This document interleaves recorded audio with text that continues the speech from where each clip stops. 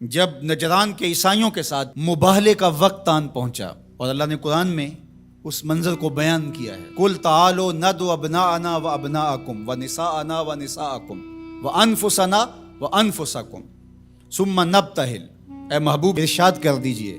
تم بھی اپنے بیٹے لے آؤ، ہم بھی اپنے بیٹے لے آتے ہیں، تم بھی اپنی خواتین لے آؤ، ہم بھی اپنی خواتین لے آتے ہیں، تم خود آ جاؤ اور ہم بھی خود آ جاتے ہیں، پھر ہم مباہلہ کرتے ہیں اور جھوٹوں پر اللہ کی لعنت کرتے ہیں۔ تو حضور علیہ السلام جب مباہلہ کے لیے نکلے، نجران کے عیسائی پورے کر و فر کے ساتھ اور اپنے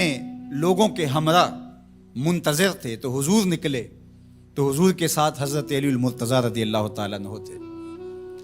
آقا کریم کے ساتھ حسنین کریمین تھے اور سیدہ فاطمہ رضی اللہ تعالیٰ عنہا تھی۔ اس طرح کہ حضور نے حسنین کریمین کے ہاتھ تھامے ہوئے تھے اور پیچھے سیدہ فاطمہ زہرا رضی اللہ تعالیٰ عنہا چل رہی تھی اور سیدہ فاطمہ کے پیچھے حضرت علی المرتضیٰ چل رہے تھے۔ حضرت فاطمہ پردے کے حصار میں تھی، لیکن اس کے باوجود عورت کا باہر انتہائی مجبوری کی حالت میں اللہ کی توحید کی گواہی دینے کے لیے نکلنا بھی پڑا۔ تو اطراف میں بیٹے ہیں، سامنے باپ ہے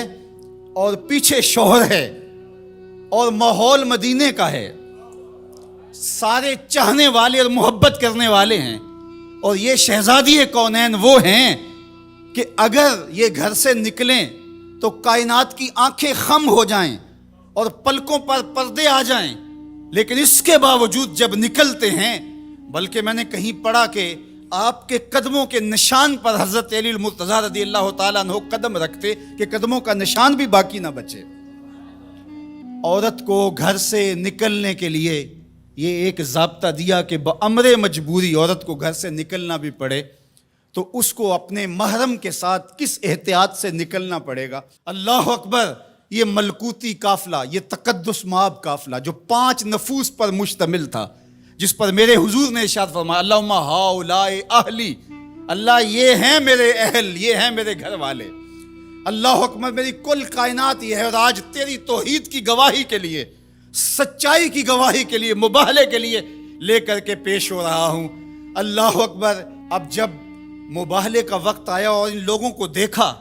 تو ان کا جو بڑا پادری تھا اس نے اپنے سارے پادریوں کو مخاطب کر کے کہا واللہ میں وہ چہرے دیکھ رہا ہوں، اگر یہ کہیں کہ یہ پہاڑ یہاں سے اٹھ کے ادھر ہو جائے تو سرک کے پہاڑ ادھر ہو جائے گا، اور اگر تم نے ان سے مباہلہ کر لیا تو میں یہ یقین رکھتا ہوں کہ کوئی عیسائی باقی نہیں رہے گا، اور اگر اپنی بقا چاہتے ہو تو پھر راستہ بدل لو، پتلی گلی سے نکل جاؤ۔ اور وہ بھاگ گئے، کیوں کہ یہ وہ تقدس مآب چہرے ہیں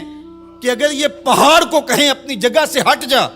تو پہاڑ بھی ہٹ جائے گا، ہمالیہ بھی اپنی جگہ سے سرک جائے گا، اور انہوں نے اگر بد دعا بول دی تو تمہارا نشان نہیں رہے گا اور تمہاری نسل باقی نہیں رہے گی۔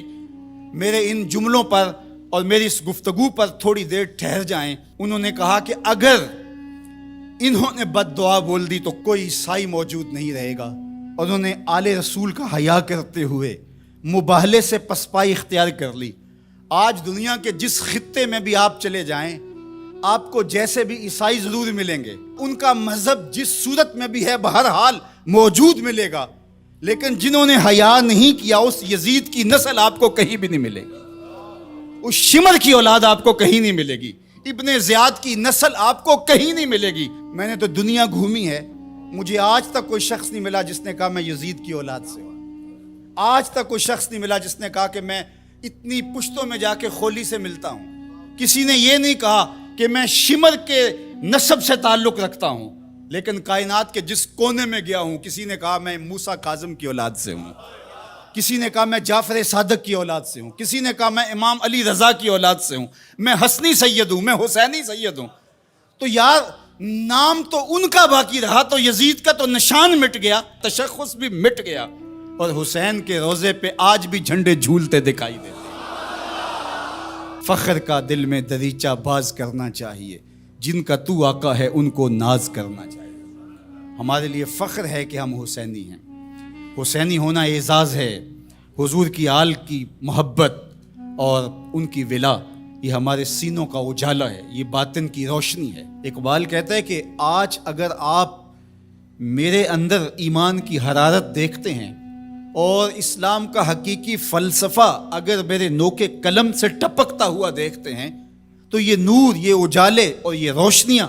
مجھے نصیب کس چوکھٹ سے ہوئی؟ از ولائے دودھ مانش زندہم، میرے باطن کی حرارت اور توانائی کا سبب یہ ہے کہ میں حضور کی اولاد سے پیار کرتا ہوں۔ اللہ اکبر، در جہاں مثل گوہر تابندام، کہا کہ یہ عکس جمال رسالت معاب اور پھر عکس اہل بیت نبوت ہے کہ آپ کو میرا چہرہ چمکتا ہوا دکھائی دیتا ہے، تو یہ زندگی اور یہ حرارت جو ہے وہ اہل بیت نبوت کے سبب سے نصیب ہوتی ہے۔